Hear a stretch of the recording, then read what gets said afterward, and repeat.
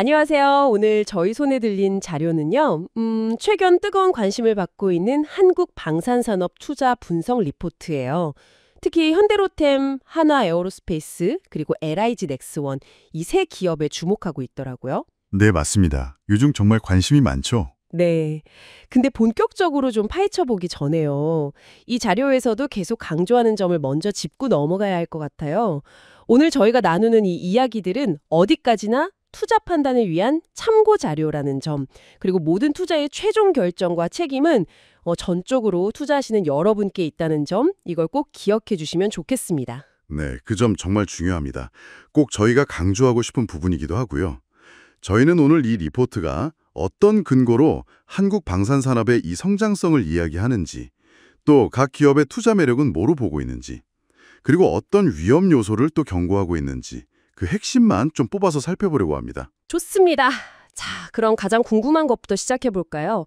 요즘 왜 이렇게 한국 방산산업에 대한 관심이 뜨거운 걸까요? 역시 그 글로벌 안보 상황이랑 관련이 깊겠죠. 네, 그 점이 아무래도 가장 큰 배경이죠. 러시아 우크라이나 전쟁이나 중동 분쟁처럼요. 이런 불안정한 국제 정세 때문에 전 세계적으로 국방 예산을 늘리는 추세가 아주 뚜렷하거든요. 실제로 이 리포트를 보면 2022년부터 2024년까지 국내 주요 방산업체들의 연평균 매출 성장률이 20%를 넘었고요. 특히 작년에는 주요 3사 합산 영업이익이 2조 원을 넘어서면서 이게 전년 대비 50% 이상 뛰었다고 분석하고 있어요. 와, 50% 이상이요? 정말 엄청난 성장이네요. 근데 정부 지원 이야기도 있던데요. 맞아요. 그것도 빼놓을 수 없죠. 정부 차원에서도 10조 원 이상의 수출 금융 지원이라든지 아니면 해외 시장 개척을 돕는 그런 전 세계 32개 방산 거점 무역관 운영 같은 정책들을 펴면서 힘을 실어주고 있죠. 2027년까지 세계 4대 방산 수출국으로 발돋움하겠다 이런 목표도 제시했고요. 아, 목표가 상당히 크네요. 그런데 수출 실적은 2022년에 정점을 찍고는 좀 줄어드는 추세라고 하던데요.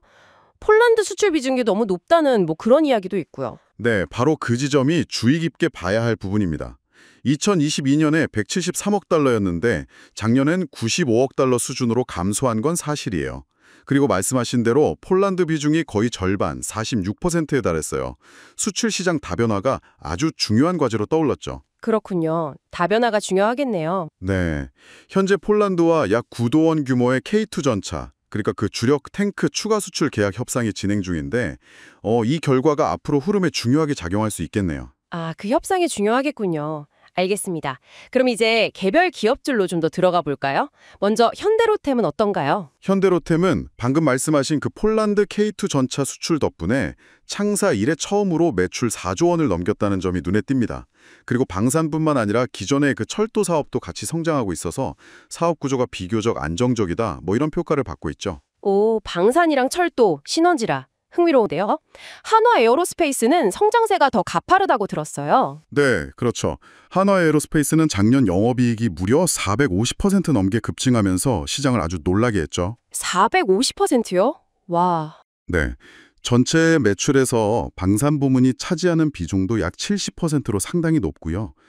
아까 지적된 그 폴란드 의존도를 좀 낮추기 위해서 호주나 UAE 같은 다른 지역으로 수출 다변화를 적극적으로 추진하고 있다는 점도 주목할 만합니다. 정말 대단하네요. 450%라니. 마지막으로 LIG 넥스원은 어떤 강점이 있을까요? LIG 넥스원 하면 역시 그 정밀 유도 미사일이나 적의 레이더나 통신을 교란하는 전자전 분야, 이쪽에서 독보적인 기술력을 가진 기업입니다. 매출의 95% 이상이 방산에서 나올 정도로 이 분야에 아주 집중하고 있고요. 국내에서의 안정적인 수주 실적에 더해서 해외 계약도 꾸준히 늘고 있어서 지속적인 성장이 기대된다. 이런 분석이 나옵니다. 각 기업마다 확실한 강점들이 있네요, 정말. 그럼 이런 긍정적인 전망에도 불구하고 투자를 생각한다면 어떤 점들을 좀 조심해야 할까요? 네, 방산 투자는 특유의 리듬이 있다는 걸 이해해야 합니다. 이게 뭐냐면요. 예를 들어 대규모 계약을 따냈다고 해서 바로 다음 분기 실적에 반영되는 게 아니에요. 실제 매출로 이어지기까지 보통 2년에서 3년 정도? 네, 시간이 걸리죠. 아, 2, 3년이나요? 생각보다 꽤 걸리네요. 네. 그리고 무엇보다 그 지정학적 뉴스에 주가가 아주 예민하게 반응한다는 특징이 있어요. 아, 맞아요. 얼마 전에 이란 이스라엘 휴전 소식 나왔을 때 관련 주가가 크게 흔들렸던 걸 보면 확실히 그렇네요. 네, 맞습니다. 리포트에서도 바로 그 사례를 언급하면서요. 이런 단기적인 변동성에 너무 이렇게 일희일비하기보다는 중장기적인 기업 가치, 그러니까 펀더멘탈에 집중할 필요가 있다. 이렇게 조언합니다. 펀더멘털이요? 네. 오히려 이런 조정기를 매수 기회로 삼을 수도 있다는 시각도 제시하고요. 하지만 환율 변동이라던가 원자재 가격 상승, 또 아까 말한 수출국 편중 문제, 그리고 갑작스러운 정책 변화 같은 이런 위험 요인들은 항상 염두에 두어야 합니다. 알겠습니다. 자, 오늘 한국 방산산업 투자 분석 리포트를 통해서 성장 동력부터 개별 기업의 매력, 그리고 투자 시 유의점까지 정말 숨가쁘게 살펴봤습니다. 정말 다양한 정보와 고려할 점들이 많네요. 네, 맞습니다. 오늘 저희가 다룬 내용은 어디까지나 이 분석 리포트에 담긴 정보들을 요약하고 좀 해설해드린 것일 뿐이고요. 특정 투자를 권유하는 것이 아님을 다시 한번 강조하고 싶습니다. 그 최종 판단은 반드시 여러분 각자의 신중한 분석과 책임하에 내리셔야 하고요. 네, 맞습니다. 그 점 꼭 기억해 주시고요. 그리고 이 리포트하고 별도 안내 자료를 보니까요. 혹시 구체적인 단기 트레이딩 전략 같은 더 자세한 내용이 궁금하신 분들은 정우영의 진짜 주식이란 유튜브 채널이 있나 봐요. 거기서 매일 오전에 진행하는 라이브 방송을 참고하면 좋다고 하니까 이 점도 기억해 두시면 유용할 것 같습니다. 네, 정보가 정말 넘쳐나는 시대잖아요. 그래서 중요한 건 단순히 정보를 습득하는 걸 넘어서서 그 정보를 좀 비판적으로 검토하고 또 자신만의 투자 원칙에 맞춰서 해석하는 그런 능력이 아닐까 싶습니다. 오늘 나눈 이야기가 여러분의 현명한 판단 과정에 조금이나마 도움이 되었기를 바랍니다.